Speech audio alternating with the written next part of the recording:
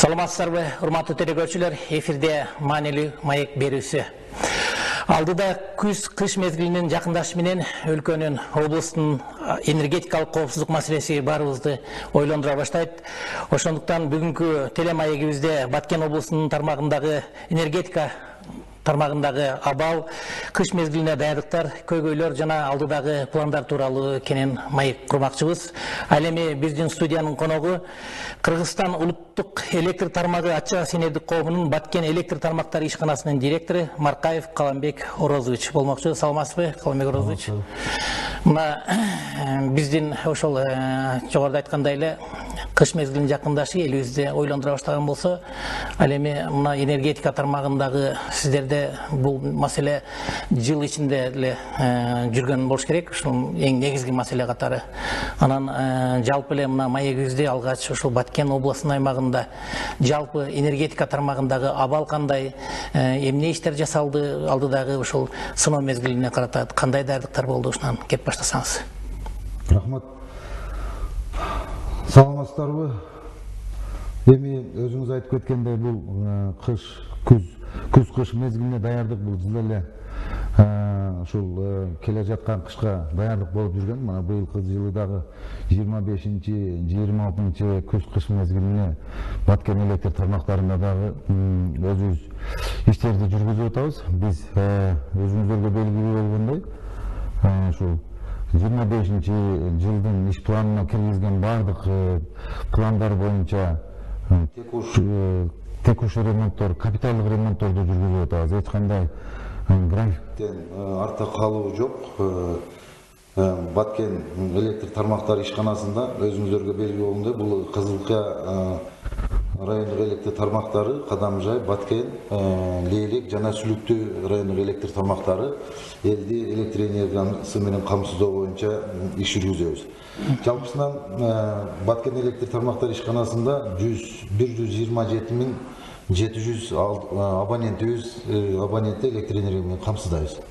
Анын 9.300-ü бул небытовой абоненттер. Мында жасап бюджеттик ишканалар, жеке ишкерлер жана башка ушул сыяктуу жеке небытовой абоненттер деп коебуз да. Мында калган 117.900 абонент бул бытовой абоненттер деп коет. Бул калк абоненттери болуп саналат. Бүгүнкү күндө кышка даярдык боюнча биз 2025 жылы иш планга киргизген жаңыдан строительство деп коет, курулуш иштерин жүргүзүп атабыз. Бул жалпы 25 километр аба чабалгылары планга кирген.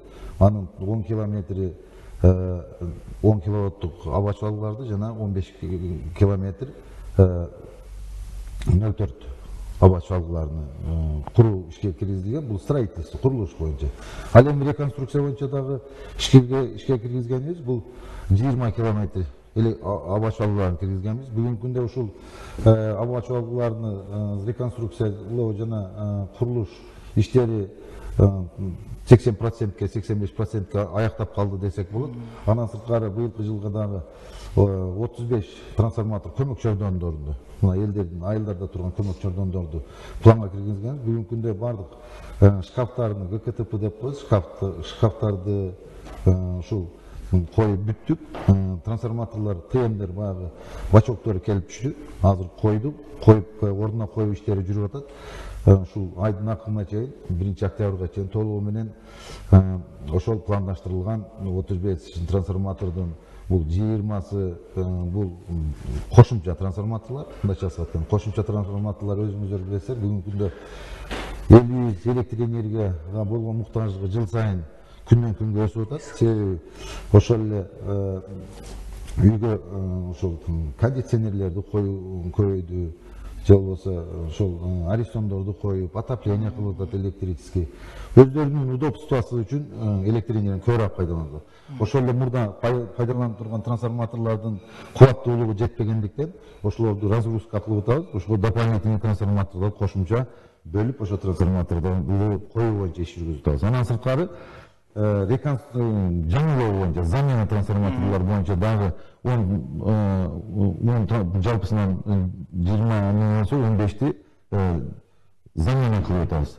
Бардык ескирген эмес мөөнөтү жеткен ошо трансформаторлорду жаңылап атабыз. Бирок ошол эле мезгилде ошол эле трансформаторлорду дагы өзүңүздөр билесиздер кошумча бизде жаңы конуштар болуп атат, жаңы конуштарда электр энергия менен камсыздоо үчүн камсыздашыбыз керек болуп атат. Ошондуктан ошол чыккан заманауи болгон трансформаторлордон чыккан трансформаторлорду дагы бир ремонттун өткөрүп, ошол жаңы конуштарга коюп атабыз кээ бирки жерлергечи. Анан бул кышка даярдык боюнча эң негизи азыркы учурда электр энергиянын дефицитинин немеси болуп атат, дефицит болуп атат, татыштыгы болуп атат. Өзүңүздөргө көрүп, мына былтырдан бери, былтыркы жылы, мурдагы жылдары ham ошентип келип атат. Быйылкы жылы айрыкча быйылкы жылы дагы ошондой эле кубаттуулук боюнча бир топ көйгөйлөр бар. Мына немеден средства информациялар боюнча мына телевиденияден, радиодон өзүңүздөр дагы угуп атасыздар, көрүп атасыздар. Былтыркы жылы Кыргызстан боюнча 18 миллиард 200 миллион электр энергия пайдаландык, а планда 17 миллиард 200 миллионго пландаштырылган болсок, 1 миллиард киловатт саатка көп пайдаланып коюптабыз. А быйылкы жылдагы биздин министрлик тарабынан акыркы маалыматтарды угуп берилип атат, 18 миллиард 900 миллион киловатт саат. А фактически биздеги выработка электр энергия мындайча биз иштеп чыгарылган электр энергия Кыргызстан боюнча бүт бардыгы ГЭСтерден, ТЭСтерден же азыркы жаңы курулуп аткан өзүңүздөр билесиздер, мини ГЭСтер курулуп атат, солнечный анча-мынча панелдер курулуп атат. Ошолордун баардыгы бириккенде 14 миллион киловатт саат иштеп чыгарып атабыз. А бизге керектүү болгон электр энергия мына 18 миллиард 900 миллион киловатт саатка биздин эсептөөбүз ушундай болуп атат. Ошол эле мезгилде бизге дагы лимит Баткен облусу боюнча 926 миллион киловатт саат берилген быйылкы жылга. Жылда 100 миллион киловатт сааттан бизден берилген лимиттен ашыкча пайдаланып келип атабыз да. Бул бир эле Баткен областыга айтканда. Анан бул Кыргызстан боюнча ошол 1 миллиард киловатт саат жылдан жылга өсүп кетип атабыз. Биздин выработкабыз жанагы айтып кетип аткандай 14 миллиард болсо, биз азыр почти 5 миллиардка жакын, 4 миллиард 800 миллион или 5 миллиард киловатт саатты башка чет өлкөлөрдөн сатып келип электр энергияны камсыздап атабыз да. Эми бул жерде сөзсүз айтып кетиш керек болуп атат. Биздин электр энергияны кээ бирки абоненттердин мындай суроолору жаралып калышы мүмкүн. Электр энергия болгон Баткендеги тариф боюнча сөз неме кылып кетишибиз керек. Баткенде электр биздин Лейлек, Сүлүктүү, Баткен шаары жана Кадамжай районунда 6000ге жакын абонентибиз бир единый тариф деп коет. Бир эле тариф бул 1 сом 37 тиенlik тарифте турабыз. Мындайчасын айтканда 118 миң абонентибиз болсо, ошонун 57 миң абонентибиз 1 сом 37 тиенlik тарифте турабыз. Биздеги электр энергиянын өзүнүн себестоимосу, өздүк баасы 2 сом 72 тиенге туруп келип атат. 2 сом 72 тиенге туруп келип атат, биз 1 сом 37 тиенден 57 миң абонентти 1 сом 37 тиен камсыз. Жанагы облустун өзгөчө статусун алганда. Ошондой болуп атат. Биз муну өзгөчө айтып кетиш керек. Мамлекетти биздин президентибизге, урматтуу президентибизге, биздин жетекчилерге рахмат дешибиз керек да. Себеби ошондой учурда дагы 2 сом 72 тиенlik тарифти 1 сом 37 тиенге биздин эл үчүн камсыздап берип келип атабыз да. Мындайчасын айтканда артына сатып атабыз өзү себестоимостон. Ошондуктан бул тарифти кандай, эмне үчүн мындай деп кымбат деген же болбосо 2 сом 72 тиен дейиши мүмкүн да. Биздин элибизге мындай кыскача түшүндүрмө берип кетейин. Мына азыр чет мамлекеттен мына 5 миллиардка жакын 4,5 миллиард 5 миллиард киловатт саат электр энергияны сатып келип атабыз.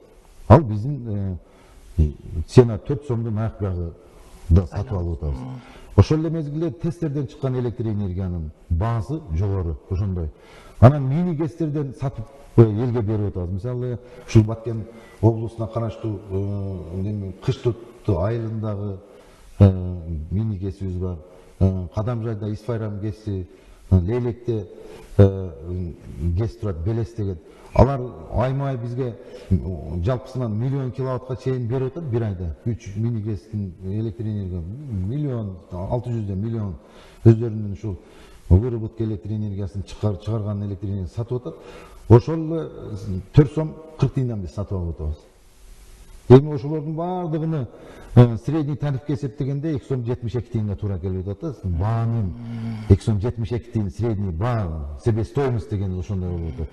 Туура Токтогул ГЭСтеги баа арзан болгону менен башка жактардан, чет мамлекеттен же мини ГЭСтерден сатып алган тесттерден чыккан электр энергиянын баардыгынын кошуп средний тариф 2 сом 72 тиынга туруп атат. Ошондуктан биздин азыр Баткенский областагы 57 миң абонентибиз бул арзандатылган баада элге электр энергия менен камсыз кылып атабыз да.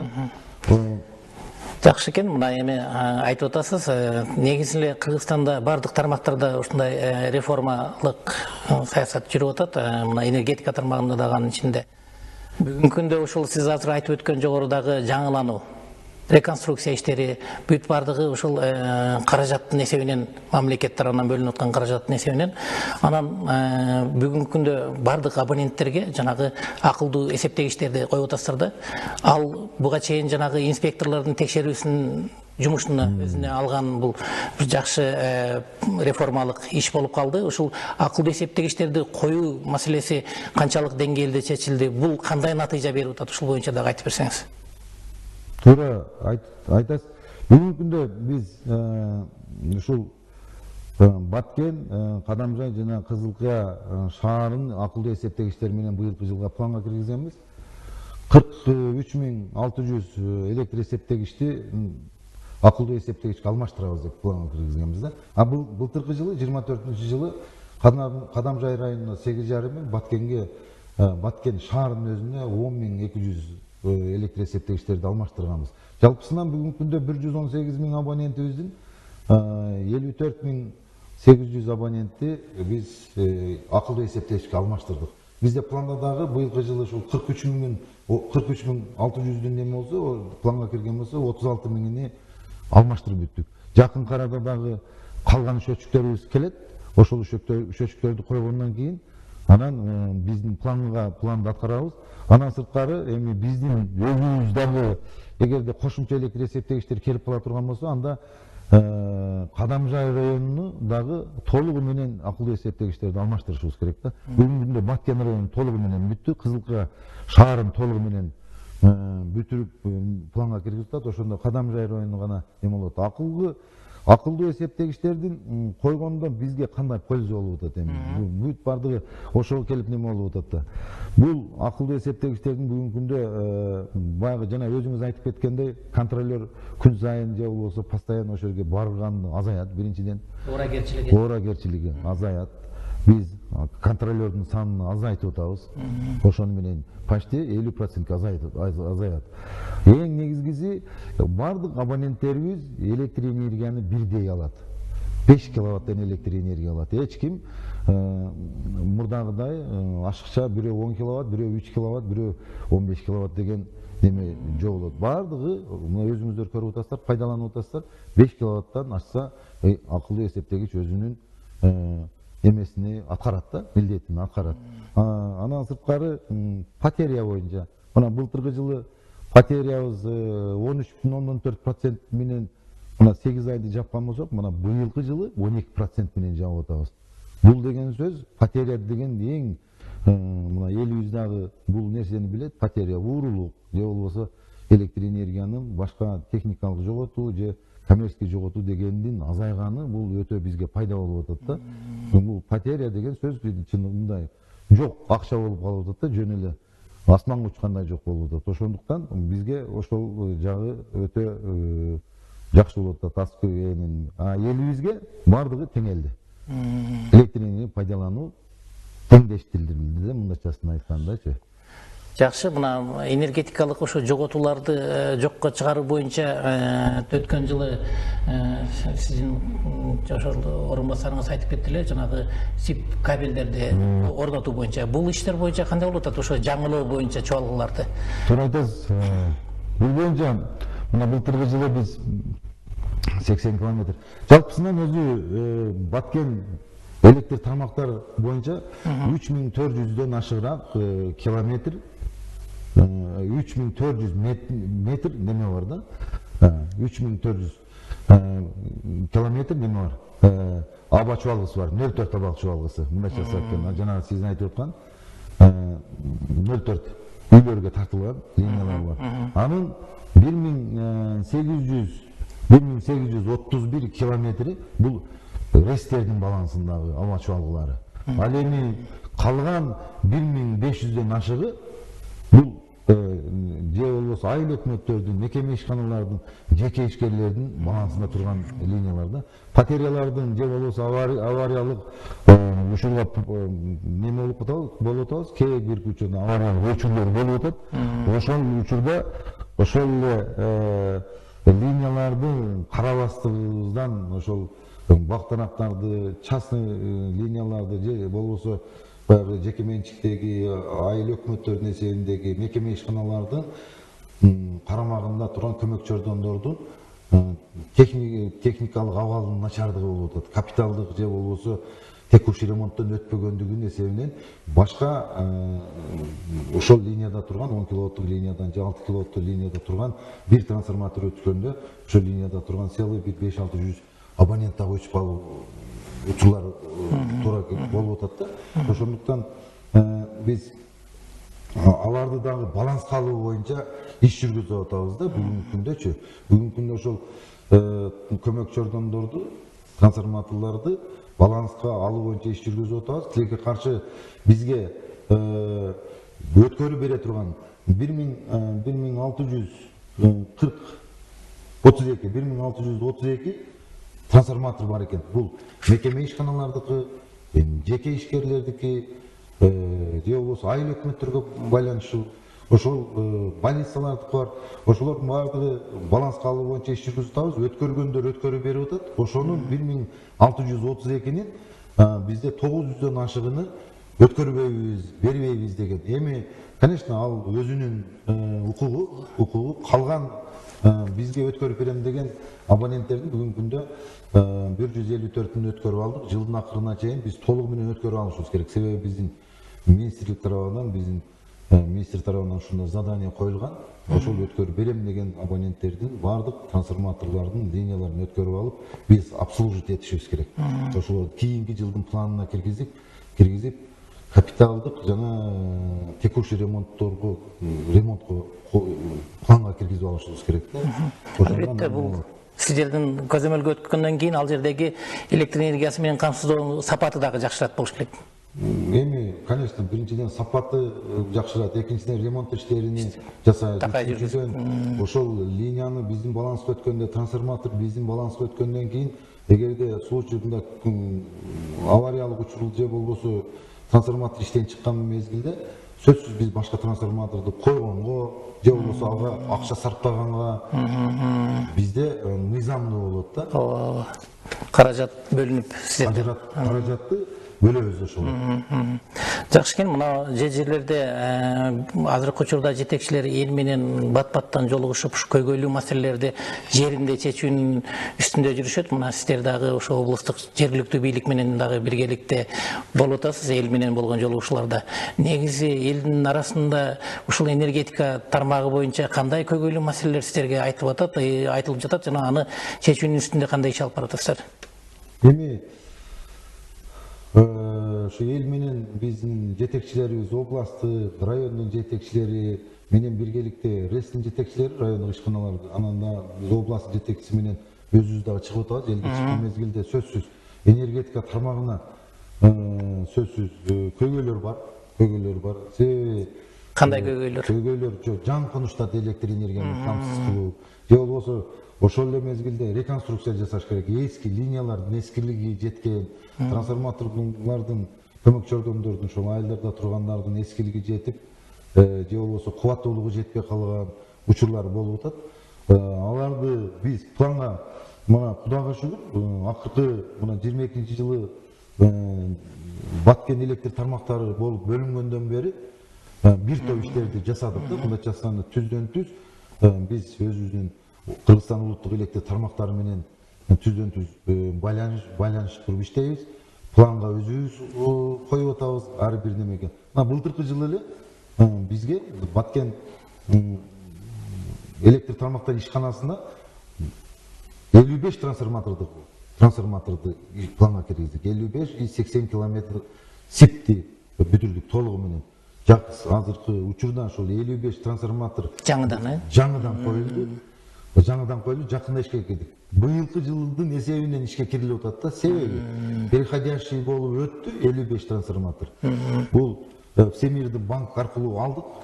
Всемирный банк аркылуу каржыланып бизге именно Баткен областында 55 трансформаторду койдук. Бул ошол Сүнүктүү, Лейлек, Баткен, Кадамжай, Кызылка райондук электр тармактар ишканасына бөлүп бердик. Бүгүнкү күндө уже толугу менен коюлду. Жакын арада толугу менен ишке киргизебиз.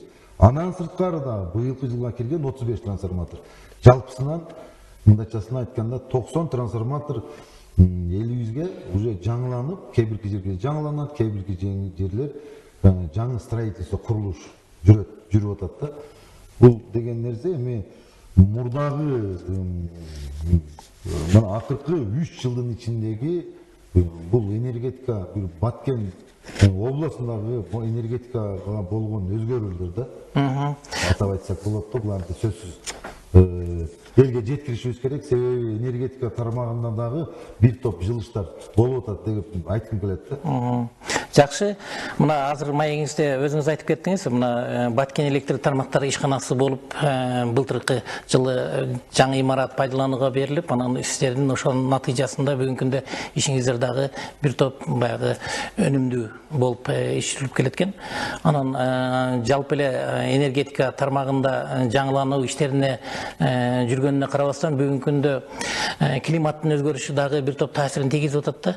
Мындан улам бизде кошумча булактарды пайдалануу боюнча, электр энергиясын пайдалануу боюнча ушул багытта дагы иш алып баратасыздарбы? Туура айтып кеттиңиз. Азыр эми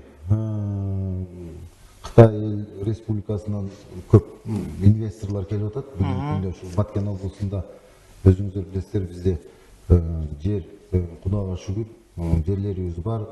Күн панелдерин коюу боюнча 300 мегаваттык, 500 мегаваттык, бул 300 мегаваттыгыбыз жок дегенде 300 гектар жер керек экен. Биз немелерди, жерлерибизди көрсөтүп атабыз. Айыл өкмөттөр менен, акимдер менен биргеликте сүйлөшүүлөр жүрүп атат. Жакынкы арада Рабат айылынын астында Актатыр айыл өкмөтүнө караштуу жерге ушул күн панелдерини коюу боюнча болуп калса, бул Баткен облусунда өтө жакшы болот. Мына өзүңүздөр билесиздер, былтыркы жылы ушул күнгө чейин Зардалы айылынын бардыгыбыз Кыргызстан боюнча билип калдык окшойт. Менимче өзүңүздөр билесиздер, ошол күн панелдерин менен орноштуруп бүгүнкү күндө электр энергия ошол күн панелдери менен Зардалы айылыны канча жылдан бери жашап аткан элге былтыркы жылы биз ушул министрдин генеральный директордун Алтынбек Русбековичтин немеси менен ошол жерде президенттин тапшырмасы менен бүтүрдүк. Өзүңүздөр көрүп, бир айдын ичинде элде электр энергия. Бул дагы болсо бул эң жакшы үнөмдүү пайдаланганга же болбосо ошондой мындай электр энергияны жеткире турган, кыйын жеткире турган жерлерге ошондой жакшы болот экен. Мына быйыл өзүбүздүн жаңы, жана сиз айтып аткан жаңы зданияга 155 киловаттык күн панелдерини орноттук. Бүгүнкү күндө биз өзүбүздөн сырткары элге дагы ашыкчасын берип атабыз. Эми сунуштайт элек, элибиз дагы койсо бул өтө үнөмдүү болот, жакшы болот. Анан кээ бирки мындай неме болушу мүмкүн, бул актабайт деп. Бул сөзсүз актайт. Себеби азыр бүгүнкү күндө биз 1 сом 37 тиындан үйлөргө калк абоненттер пайдаланып атса, коммерческий немелер абоненттерибиз почти 4 сомдон ашык сомго алып атабыз, төлөп атабыз. Ошондуктан күн панелдерини иштетсек, бул өтө пайдалуу болот, жакшы болот. Жакшы экен. Анан мына сиз айттыңыз, ушул акылдуу эсептегичтер боюнча дагы бир кайрылып кетсек, анын натыйжасында урдоолор жокко чыгып атат депчи. Анан бүгүнкү күндө негизи ошо электр энергиясынын урдоо маселелери ушул канчалык деңгээлде жоюлду да? Бул туура айтасыз. Бул нерсени биз бир эле нерседен айтабыз. Бизге берилген техникалык жоготуулар деп, анан коммерциялык жоготуулар жана техникалык. Коммерческий потеря деп туруп, муну ошол уурдоолордун эсебинен уурдалган электр энергияны коммерциялык жоготуу деп айтылат да. А техникалык жоготуу бул трансформатордагы, линиядагы кеткен жоготуулар. Бүгүнкү күндө биздин нормативдик потерядан турабыз, нормативдик. Эч кандай коммерциялык потерябыз жок. Бизде бардык электр абоненттерибиздин кээ бир гана абоненттерде бар эми электр эсептегичтери иштебей калган, иштен чыгып калган, же болбосо күйүп калган, ошондой учурлар болот. Мындайчасын айтканда бизде бүгүнкү күндө техникалык жоготуу менен турабыз. Нормативдик потеря берилген 12,4, бүгүнкү күндө биз 12 менен потеряны жаап келатабыз. Жакшы экен, мына маеги соңуна чыгып атат. Мына алдыдагы пландар боюнча дагы айта кетсеңиз, мына облусту энергетикалык камсыздоо боюнча дагы кандай ири долбоорлор алдыда күтүп турат? Туура айттыңыз, өткөн айда урматтуу биздин министрибиз Талабек Өмөкөөч Ибраев келип кетти. Аны менен бардык райондук электр тармактар ишканасында болдук. Сүлүктүүдөн баштап Кызылкаяга чейин. Мен ошол Сүлүктүүдөн баштаганда Сүлүктүү боюнча айтып кетейин. А жерде бүгүнкү күндө мына көмүр кендерин көмүр казуу боюнча өтө кызуу иштер жүрүп атат. Ошол кытайлык инвесторлор келип туруп, бүгүнкү күндө ошол электр энергиясыз көмүрдү казганга болбойт экен. Билесиздер өзүңүздөр. А жерге дагы кошумча трансформатор подстанция куруу боюнча сунуштадык.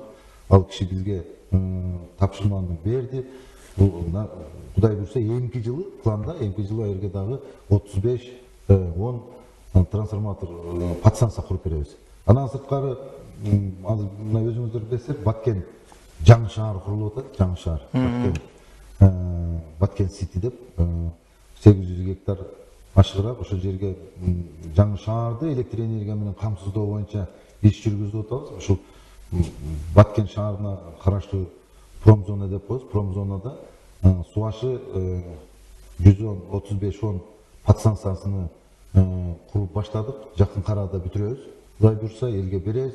Ошол подстанциядан жаңы Достук айылы деп чек ара айылдардан көчүп чыккан 181 абонент электр энергияны пайдаланып камсыз кылабыз. Андан сырткары ошол Баткен жаңы шаарды электр энергия менен камсыздайбыз. Конечно, жаңы шаарга бул жетпейт, но келечекте дагы ошол эле чоңураак подстанция курулганга неме кылабыз. Андан сырткары Бүргөндү зонасына аны дагы пландаштырып атабыз. 220-110-35 10 подстанциясын куруу боюнча дагы, бул боюнча дагы долбоорлор жүрүп атат. Мына азыр күндө Кадамжай райондук администрациясынын башчысы аким менен сүйлөштүк. 5 гектардан ашыгыраак жерди ошол подстанция боюнча бөлүп берүүгө даяр. Биз өзүбүз барып көрүп неме кылып келдик. Кудай буйрса, Бүргөндү зонасына дагы чоң подстанция куруу боюнча пландаштырып атабыз. Андан сырткары сөзсүз жанагы айтып кеткендей 3400 километр линияларыны бардыгы эле ошол биздин баланстагы башка ишканалар баланстагы бул линияларды жаңылоо боюнча иштерди жүргүзүшүбүз керек. Чындыгында акча каражаты жетиштүү берип атат. Бул нерсени сөзсүз айтып кетишибиз керек. Баткен электр тармактар ишканасы бир жылда мына былтыркы жылы 1 миллиард 150 миллион сомго жакын электр энергиядан саттык. Ошону жыйдык акчасыны. А биздин расходубуз электр энергия сатып атабыз. Вообще немеси 1,5 миллиард сом түзүп атат. Мындайча айтканда биз өзүбүздү биз неме ишкана башка ишканалардын Оштун, Жалал Абадтын, Бишкектин немесинен каржыланып атабыз да. Кудай буйрса, биз эми эң негизи бизге министерство тарабынан, НЭС тарабынан берилген пландарыбызды өзүбүз аткарып атабыз да. Потеряны ордуна коюп атабыз, акчаларын жыйып берип атабыз. Ошондой болгон чакта дагы бул нерсени айтып коюшубуз керек да. Себеби бул нерсенин дефицит болгонунун себеби бюджетибиздин баягы эле тариф 1 сом 37 тиынден электр энергияны элибизге берип атканыбыздын себебинен. Андан жакшы, анан негизи ошол энергетика тармагындагы модернизация иштери аябай жакшы жүрүп атат экен, бирок мына өзүңүз айтып аткандай эле эң негизгиси электр энергиясын үнөмдүү пайдалануу дагы абдан маанилүү болуп турат. Мына көрсөтүүбүздүн акырында жалпы эле ошол облустун тургундарына кайрылууга сизге мүмкүнчүлүк берсек, мына жалпы ошол айта турган сөзүңүз, кеп кеңешиңиз болсо айтсаңыз болот. Эми элибизден суранып кетебиз. Биринчи бир эле нерсе, быйылкы жылы дагы азыр айтып өткөндөй эле дефицит мощность, электр энергиянын тартыштыгы болуп атат. Анан биз өзүбүз жана эле айтып кеттик, кеңираак токтолсом сиз уруксат берсеңиз, мындай да 5 миллиардка жакын электр энергияны сатып алып атабыз. 4 сомдон эсептегенде 20 миллиард сомдук электр энергияны башка мамлекеттен сатып алышка, же болбосо мини гэстерден өзүбүздүн эмеден сатып алып атабыз да. Мен мындай болжол менен айтып атам. Эң негизи мына күндүзгү күнү же болбосо керек эмес учурда электр энергияны биз үнөмдөштүн жолу эле өчүрүп коюшубуз керек да. Анан күндүзгү күнү биз мен электр эсептегич иштеп атат, мына акылдуу эсептегичти коюп койдум. Мен төлөйм да, төлөп койсом болду деген оюбуздан арылышыбыз керек. Арылышыбыз керек. Себеби туура электр энергияны эсептегич эсептеп атат, акчасын төлөп атабыз. Маселе анда болбой атпайбы? Маселе электр энергияны үнөмдөшүбүз керек болуп атат. Үнөмдөгөндө кантебиз? Ошо күндүзгү күнү керек эмес учурда, түнү күнү керек эмес учурда өчүрүшүбүз керек болуп атат. А биздин 1 сом 37 тиындан төлөп аткан электр энергиябызды биз бир канча сомго, бир канча эсе көпкө башка мамлекеттен сатып алып атабыз. Анан көрү ошол акчаны биринчиден өзүбүздүн чөнтөгүбүзгө, экинчиден мамлекеттин чөнтөгүгө, үчүнчүдөн ошол биздин выработка жасап аткан электр энергияны иштеп чыгарып аткан гэстерибизге пайда болуп атпайбы? Ошондуктан элибизден суранып кетем, мен туура түшүнүү менен кабыл алат деп ойлойм. Бизге берилген лимитти сакташты, электр энергияны үнөмдөштү үйрөнүшүбүз керек да. Биз бул нерсени туура бүгүн жасамасак, анда уже эртең кеч болуп калышы мүмкүн. Ошондуктан биз баары бир ошого барабыз. Бир мезгилде электр энергияны үнөмдөштү кандай жол менен болбосун өзүбүз түшүнүп билебиз да. Бирок бүгүнкү күндө эми билип турсак дагы жалкоолук кылып атабыз, бирок ошол нерсеге барабыз. Бир күн барып, ошол электр энергияны барып өчүрө турган болобуз. Бирок азыр мен суранарым ушу бүгүнкү күндөн эле өчүрө башташыбыз керек деп, үнөмдөй башташыбыз керек. Же болбосо альтернативдүү башка жолдордун дагы булактарын издеп, же болбосо жанагы айткандай солнечный панелдерди коюш керек. Ушундай жолдор менен эме коюшубуз керек. Бул жерде айтып коюш керек, негизи бизде мына гидроэнергетикалык биздин электр энергиябыз дарыялардан алынат да. Анан бул жерде кийинки кездерде акыркы жылдары мына табияттын болуп аткан ар кандай ушундай кыйынчылыктарынан улам биздин баягы гэстердеги суунун запасынын азайып бараткандыгы дагы түздөн-түз таасирин тийгизет болуш керек. Кандай болгон учурда дагы биздин ошол энергетика тармагында сиздерге ошол биздин элибизди өзгүлтүксүз жана коопсуз энергетика менен камсыз кылышына биз өзүбүздүн тилектештигибизди билдиребиз. Анан эң негизгиси биздин үйүбүздө жарыгыбыз өчпөй, ошол тынчтык болсун. Сизге терең ыраазычылык билдиребиз.